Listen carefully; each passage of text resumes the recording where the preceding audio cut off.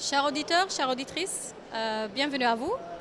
À partir du stand réservé à Ifriqi FM au Salon international du livre d'Alger, nous avons le plaisir de recevoir la diva de la chanson andalouse, Madame Lila Borsalé. Bienvenue. Merci, bonsoir et merci pour votre invitation. C'était un hasard, un hasard heureux. Le hasard fait bien les choses. Exact. Marhaba bek, Madame Lila Borsalé. Pourriez-vous nous parler un petit peu de votre parcours, s'il vous plaît? Alors donc, comme vous l'avez dit, donc je suis Lila Borsali, je suis interprète de musique andalouse. Cette musique, disons, centenaire, voire millénaire. Une musique traditionnelle qu'on trouve ici en Algérie et surtout le Maghreb.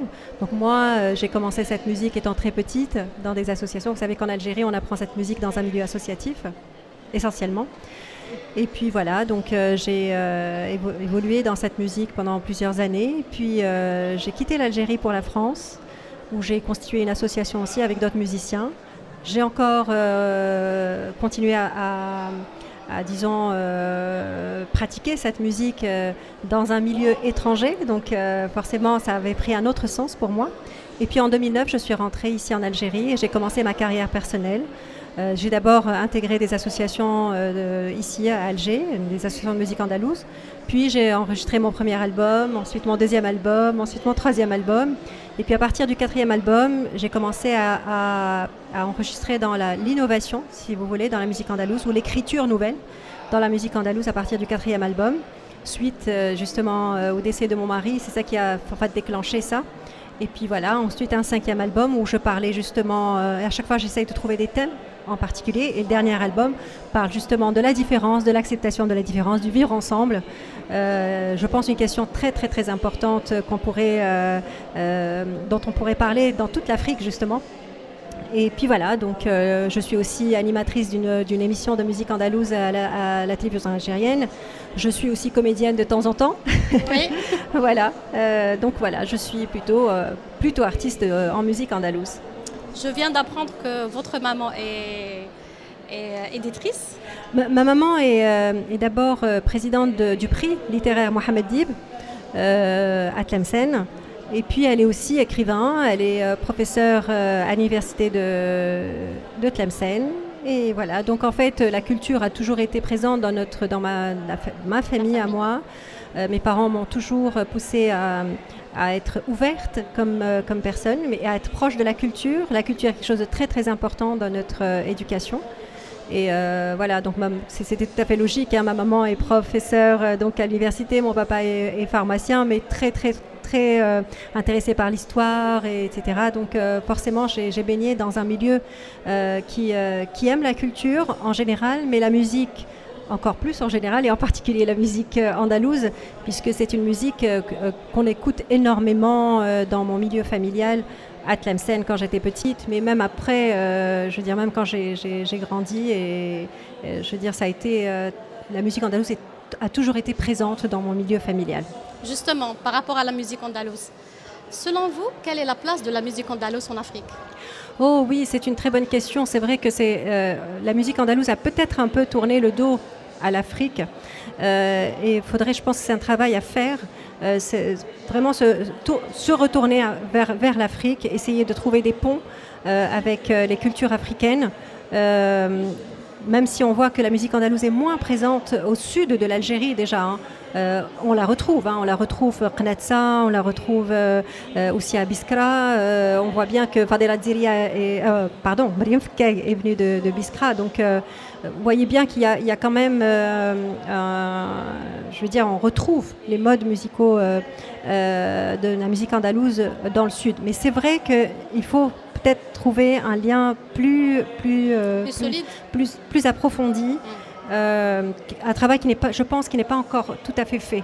C'est vrai que la musique andalouse, par le mot déjà andalouse, on voit bien que ça vient en fait du sud de l'Espagne, donc on s'est tourné plus vers l'Europe, mais je pense qu'aujourd'hui il est important qu'on élargisse notre façon de faire et qu'on reste justement dans cette ouverture d'esprit qui est la musique andalouse, et de se tourner un petit peu plus vers l'Afrique et trouver des rapprochements dans les tempos, dans les modes, dans la façon de chanter cette musique. Voilà. Ici, on se retrouve dans le salon du livre. Oui. Vous êtes ici donc visiteur.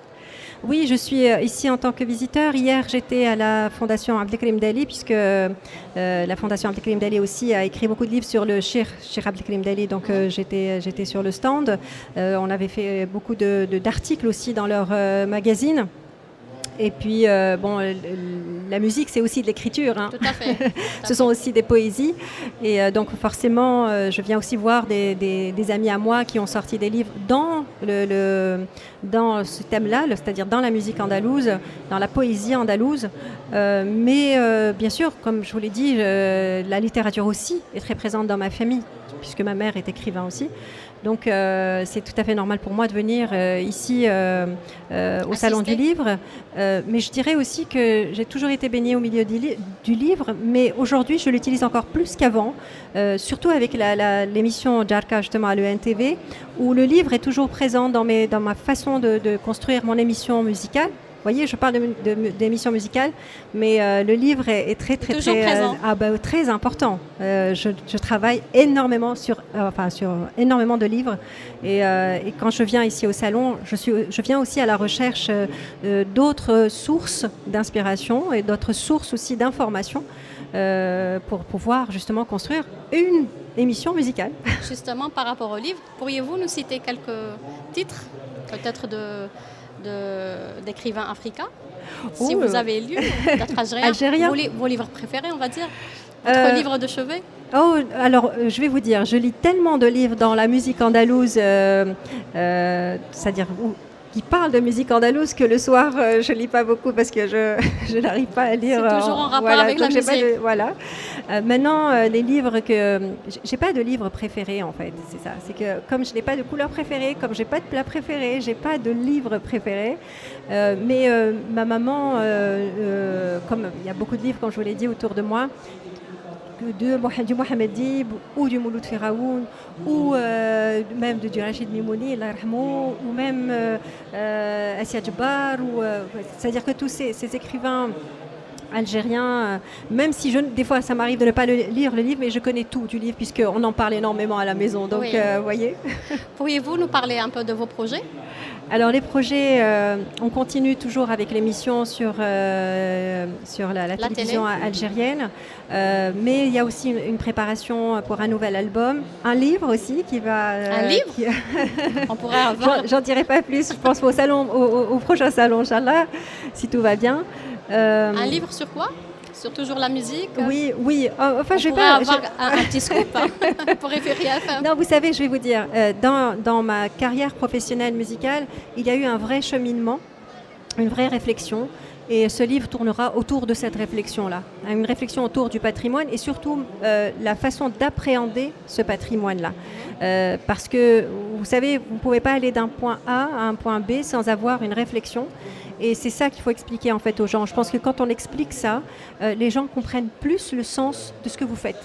Et donc dans ce livre, ça sera tout à fait ça. Ça sera l'explication de tout ce cheminement-là, de comment on est parti d'un point A vers un point B. Il sera bientôt édité? Je l'espère.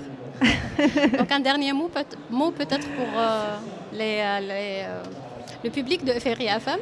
Alors, je dirais que j'espère que à travers, en tout cas, ce moment qu'on vient de passer ensemble, déjà, peut-être qu'il y a des Africains qui n'ont même pas conscience ou alors une connaissance de ce patrimoine ici en Algérie. Donc déjà, c'est un premier pas. J'espère qu'on créera des ponts avec d'autres cultures africaines, parce que c'est très important. Nous sommes d'abord africains. Et donc, voilà, je souhaite disons, plus de rapprochement avec nos frères africains. Avec le peuple africain. Exact. Merci beaucoup, Madame Leila Boursali. Merci à vous. Messieurs, dames, on se retrouve dans un prochain numéro. Au revoir.